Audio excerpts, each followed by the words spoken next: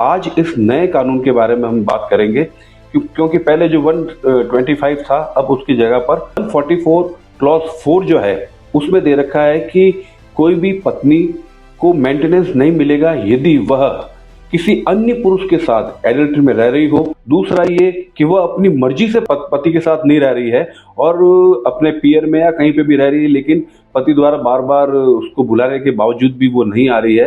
और तीसरा जो सबसे महत्वपूर्ण पॉइंट है वो यह है कि पति और पत्नी अपनी म्यूचुअल कंसेंट से अलग अलग रह रहे हैं, तो ऐसी कंडीशन में भी पत्नी जो है वह भरण पोषण की राशि प्राप्त करने की अधिकारिणी नहीं होगी। तो नई BNSS आई है, जिसे हम बोलचाल की भाषा में भारतीय नागरिक सुरक्षा संहिता कहते हैं।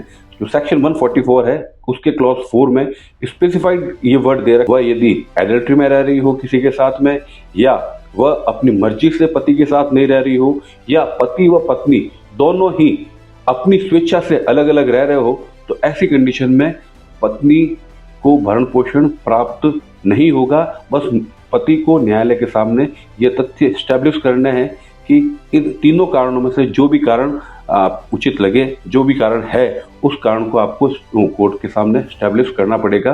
तो लॉ के विद्यार्थियों के लिए भी ये काम की चीज़ है और मेरे वकील भाई बहनों के लिए भी काम की चीज़ है। आपका बहुत बहुत धन्यवाद। अगर आपको मेरा ये चैनल पसंद आया हो तो आप इस पर सब्सक्राइब कीजिए। जय हिंद।